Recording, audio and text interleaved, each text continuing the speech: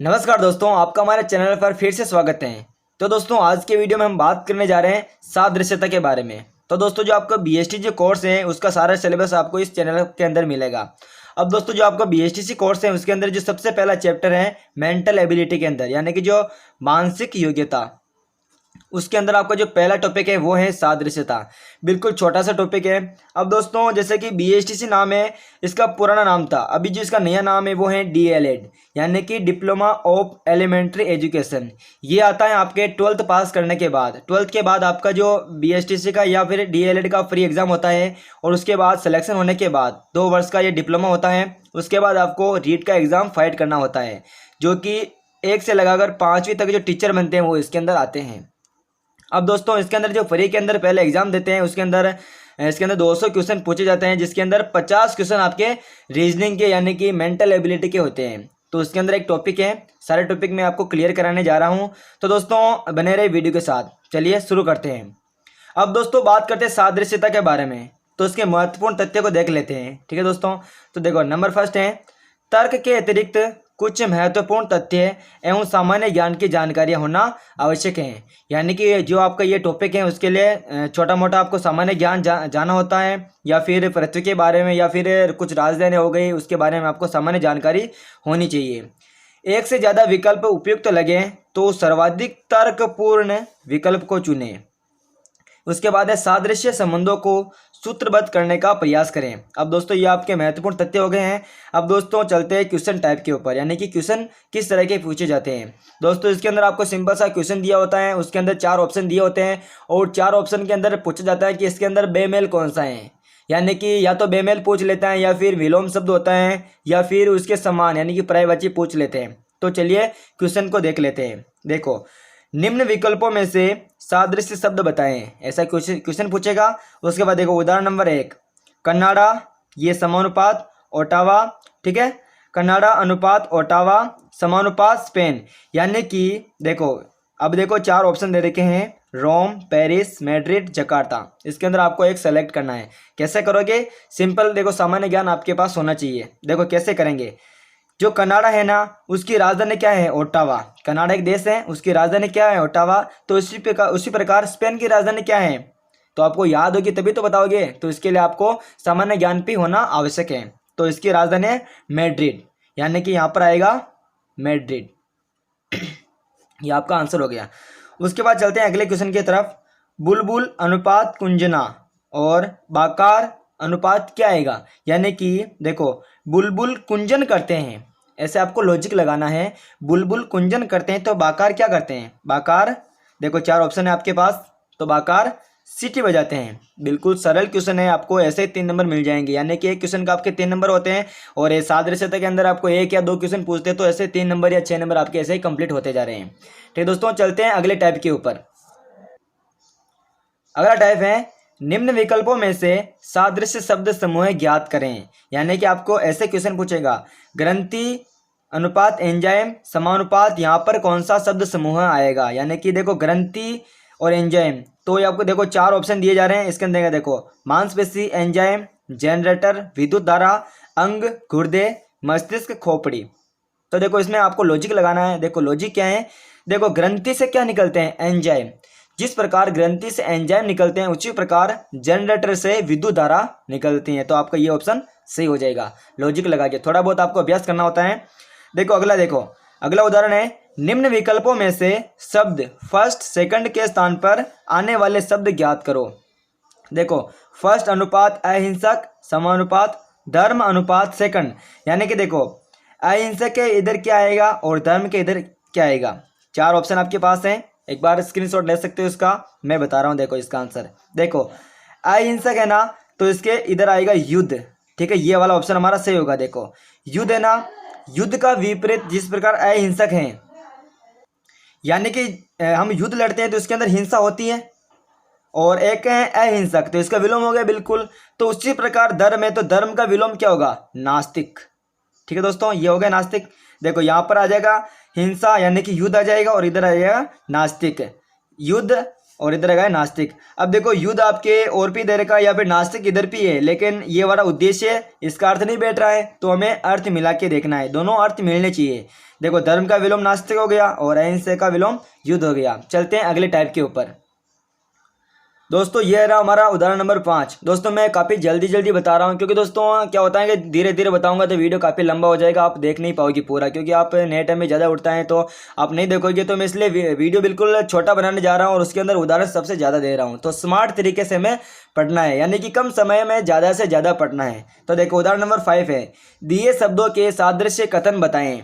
देखो Nissan, Toyota, Suzuki, ये क्या है? देखो ये जापान के शहर है, ये जापान के बंदरगाह हैं, ये जापान के कारें हैं, या फिर ये टेली प्रोग्राम है, क्या है? तो दोस्तों आपको पता है सुजुकी, टोयोटा, निसान, ये सारी जापानी कारें हैं। तो हमारा ऑप्शन नंबर 3 राइट हो गया। 3 नंबर ऐसे मिल जाएगा हमें। देखो अगला देखो, स्वर्ण का जो संबंध ठोस से है, उसी तरह पेट्रोलियम निम्न में से किससे संबंधित हैं? 4 ऑप्शन आपके पास है, यानी कि जो स्वर्ण है उसका संबंध ठोस से दिया गया है। स्वर्ण जिस प्रकार ठोस है तो उसी प्रकार पेट्रोलियम क्या है? द्रव है ना, बिल्कुल द्रव है। क्योंकि दोस्तों ठोस स्वर्ण है जो ठोस मुद्रा में रहता है, और जो पेट्रोलियम है वो द्रव अवस्था में रहता है। अब दोस्तों दूसरे ऑप्शन देख लेते हैं। देखो तेल करे, तेल भी सही होगा, देखो पेट्रोल तेल ही होता है, या फिर आपको ईंधन, देखो पेट्रोल ईंधन के रूप में काम आता है। लेकिन यहाँ पर जो क्वेश्चन पूछा गया उसके अनुसार हमें जवाब देना है। वैसे तो ईंधन हो सकता है, तेल हो सकता है, लेकिन सही क्या है? द्रव। क्योंकि देखो स्वर्ण को ठोस बताया गया है तो पेट्रोलियम द्रव है, यानी पर गैस जो होते हैं हमारे अवस्थाएं पदार्थ की, उस तरह हमें पूछा है। अगला क्वेश्चन है, अनाज भंडार गृह जल, तो क्या आएगा?